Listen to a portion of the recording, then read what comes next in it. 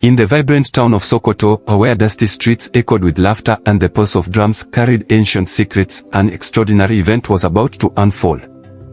Every year, as the sun dipped low and the cooling night promised wonder, the town celebrated its famed festival of rhythms.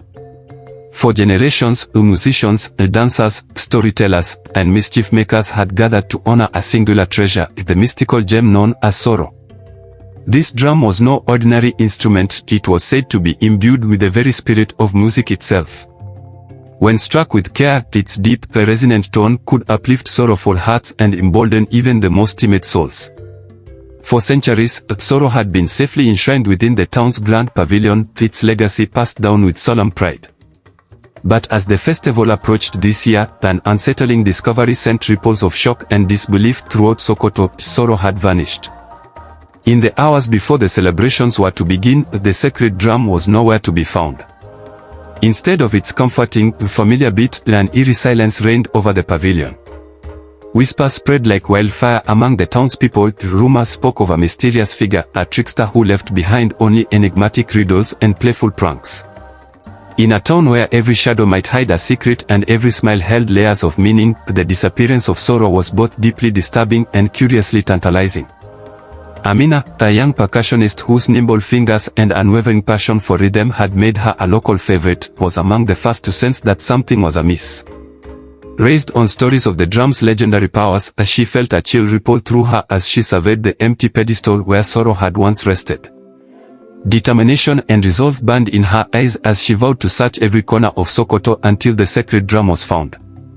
In the bustling market, Baba Jomo, a charismatic storyteller and keeper of the town's ancient legends, rallied an impromptu crowd near his spice stall.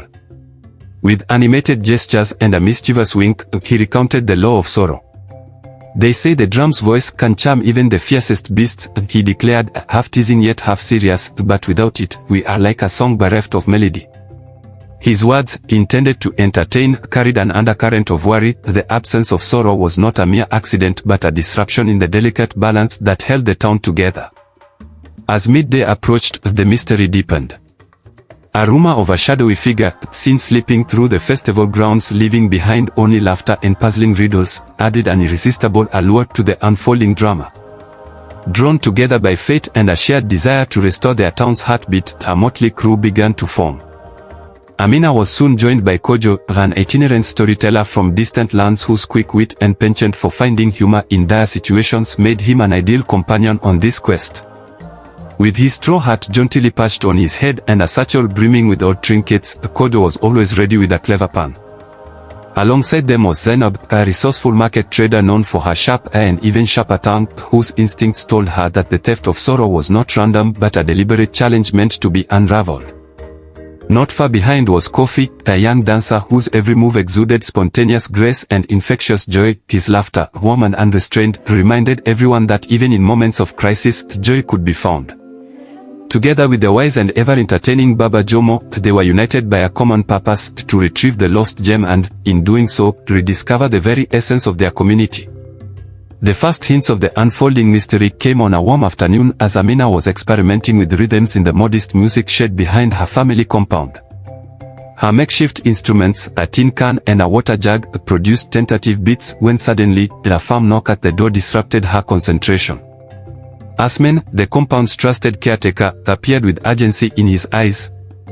"Amina, something's happened at the pavilion," he said, his voice low and heavy with concern. "Sorrow, it's gone." Shock and disbelief washed over her as she dropped her makeshift drumsticks and followed him through the labyrinth of dusty lanes toward the festival grounds. Upon arriving at the pavilion, a grand tent adorned with intricate patterns and vibrant fabrics, the scene was one of hushed panic. Festival organizers and elders milled about, their voices barely rising above whispers, as they examined the empty pedestal. Only a few scattered feathers and a faint imprint in the dust remained as evidence that something heavy and precious had been removed. No signs of forced entry or struggle existed. It was as if the drum had simply vanished into thin air. Baba Jomo, who had been regaling the crowd with his animated tales, stepped forward, his voice trembling with a blend of indignation and concern. "My friends," he proclaimed, "this is no accident. We are facing the work of a cunning mischief maker, or perhaps something even more enigmatic. The assembled crowd exchanged worried glances while the elders murmured among themselves. Amina's voice, however, rang out with firm determination, "We must find Soro. Without it, the heartbeat of our festival and our town will falter. I will search every shadow until our sacred drum is returned." Her declaration kindled a spark of hope in the hearts of the gathered listeners, and soon word of her resolve reached Kojo. With a wry smile and a twinkle in his eye, he declared, "Then count me in. What is a mystery without a touch of adventure and a dash of fun?" Zainab nodded her agreement, adding softly, "I have seen strange signs and curious clues near the pavilion. This isn't the work of an ordinary thief. There is a riddle here, a challenge meant for those who dare to unravel its secrets." Kofi, ever energetic and optimistic, clapped his hands and twirled with infectious delight. "Let's dance our way to the truth. If the drum is out there waiting for us, then we shall chase it down with the joy of 1,000 rhythms." Thus, the impromptu band of adventurers set off to unravel the mystery of the stolen gem. Their first stop was the festival pavilion itself, where they scoured the area for clues.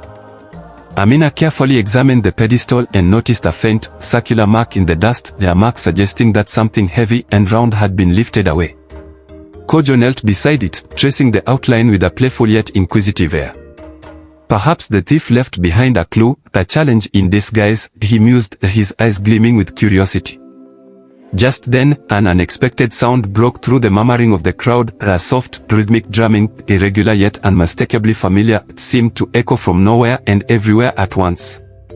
The sound, mingling with the ambient festival noise, grew louder and more insistent. Zainab's eyes widened with both wonder and apprehension. That sounds like Soro," she whispered, though none could be sure. The group exchanged looks that mingled hope and dread. Although the sacred drum was missing, its echo resonated as though calling from a hidden realm. Compelled by the strange phenomenon, the team decided to follow the sound. Their search led them through winding alleyways, past vibrant market stalls, and finally to a narrow, shadowy lane behind the town's ancient well. Here, the drumming grew even more pronounced, interlaced with mischievous giggles and soft claps that hinted at playful mockery, a surreal symphony of suspense and laughter. As they ventured deeper into this labyrinth of narrow passages and hidden corners, the atmosphere shifted perceptibly. The very air seemed charged with magic, the walls whispered secrets of bygone eras, and the past intermingled with the present in a delicate, almost imperceptible dance. "There is a riddle in this rhythm," Kojo observed quietly, his tone imbued with excitement and wonder. "A message hidden within the beat itself. In my travels, I've learned that the best riddles are always found in the most unassuming details." Amina, her heart pounding in time with the mysterious drumbeat, added, "It speaks of journeys, of trials, and of laughter in the face of danger. I believe the thief is not merely taking our drum, they are challenging us to find it and prove our worthiness." Before the group could delve deeper into the mystery, a sudden burst of laughter erupted from the shadows. From behind a crumbling wall emerged a diminutive figure draped in vibrant fabrics and crowned with a jester's cap. With a theatrical bow and eyes alight with mischief, he announced in a sing-song voice, "Welcome, seekers of the sacred rhythm. I am Bako, the keeper of pranks and puzzles, here to present you with a challenge you cannot refuse." The group tensed momentarily, unsure whether to be amused or alarmed by this enigmatic character. Bako's reputation was well known throughout local folklore, a being whose playful tricks and mind-bending riddles had confounded many. Yet beneath his comic exterior lay a keen intellect capable of appending even the most carefully laid plans.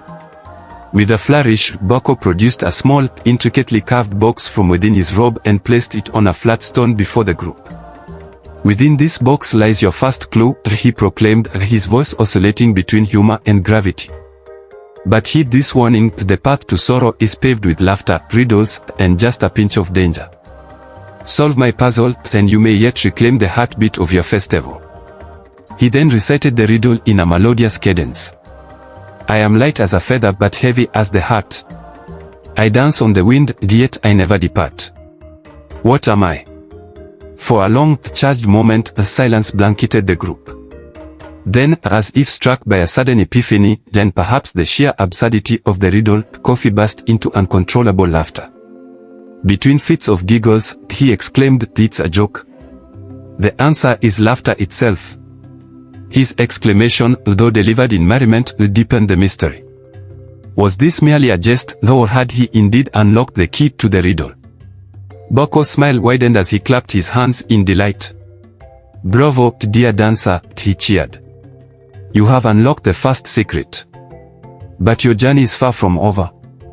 With a dramatic twist of his wrist, he opened the carved box to reveal a small, silver pendant shaped like a drum. "Keep this token close," he instructed. "It will guide you when the rhythm falters and remind you that every bit of sorrow is a fragment of your own soul." With that, Boko melted back into the shadows, leaving the group to contemplate his parting words. Amina cradled the glimmering pendant, its warmth promising hope and challenging them to embrace the adventure ahead. Armed with this first clue and filled with renewed determination, the group resolved to follow the enchanted drumbeat wherever it might lead, even if it meant braving winding paths laden with riddles, pranks, and moments of both heart-stopping suspense and uproarious laughter. Their journey took them away from the familiar streets of Sokoto into realms where ancient ruins, hidden jungles, and enchanted marketplaces beckoned with secrets of old. Every step they took, every sound that echoed through the night, carried them closer to the truth behind sorrow's disappearance and the challenge that awaited them. As dusk turned to night, the group found themselves traversing landscapes that transformed before their very eyes. Under a twilight sky streaked with vibrant hues, they entered a narrow alley lined with ancient baobab trees whose gnarled branches reached upward as if trying to touch the heavens. It was here that the silver pendant's warmth intensified, and the rhythmic drumming, now unmistakably close, quickened their pulse. The sound, a steady heartbeat in the quiet darkness, led them to a modest ivy-clad archway. With a gentle touch, Amina pressed the pendant against a carved symbol on the stone, a spiral interwoven with musical notes and abstract patterns. In an instant, the symbol glowed with a soft golden light, and a hidden door creaked open to reveal a secret passage lined with flickering torches and ancient murals depicting long-forgotten festivals, heroic deeds, and dancing figures. The walls of the passage pulsed with rhythmic patterns as though alive with the spirit of music. At the end of the corridor, upon a stone pedestal, lay a scroll bound with a red ribbon, a scroll that exuded mystery and promise. With trembling fingers, Amina unrolled it to reveal a riddle inscribed in flowing script. "When the sun dips low and the moon takes flight, seek the cave where echoes sing of light. Follow the path where laughter meets fear, and the heartbeat of sorrow will draw you near." The gravity of the message settled over the group as Baba Jomo, his eyes full of wistful reminiscence, recalled tales of the legendary Grotto of Gleams, a hidden cavern said to lie in the ancient hills beyond Sokoto. "This cave," he murmured, "is a place where nature and magic entwine, where echoes not only sound but sing. It is where the spirit of our ancestors lingers." The promise of danger and delight intermingled in the riddle's words, urging the group onward with a blend of trepidation and excitement. Zainab's voice, resolute and calm, broke the silence. "We must venture to the Grotto of Gleams and see what secrets it holds." Kojo, his eyes alight with mischievous wonder, added, "Our quest for a missing drum has led us into the embrace of ancient magic, a realm where even echoes have voices and every step is a dance of destiny." Kofi's exuberance was contagious as he clapped his hands and declared, "Then let our journey continue. We shall chase that elusive beat wherever it may lead." Leaving behind the mysterious passage, the group retraced their steps into the cool night. Their path led them out of Sokoto's familiar confines into a countryside bathed in the glow of starlight. Rolling hills, dotted with acacia trees, stretched endlessly beneath a velvet sky. All the while, the steady drumbeat pulsed like the heartbeat of the earth itself, guiding them toward a destiny woven from laughter, danger, and hope. Every step further from home felt like an immersion into the deep well of ancient magic, where the sound of sorrow beckoned like a promise of renewal and revelation. The journey to the fabled Grotto of Gleams was arduous and winding. As dawn broke over rugged hills and dew-laden groves, the companions ascended a twisting trail through a wild, untamed landscape. The entrance to the cave, when it finally appeared, was a sight to behold, a vast, gaping portal framed by ancient stone arches and bathed in the soft luminescence of early morning light. Crystals embedded in the rocky facade refracted the sunlight into 1,000 dancing colors, as if the cave itself were a living kaleidoscope. Amina's voice, barely a whisper, carried a mix of awe and resolve. "This is the place where echoes sing of light. with the silver pendant still warm in her hand as she led her friends into the cool darkness of the cavern.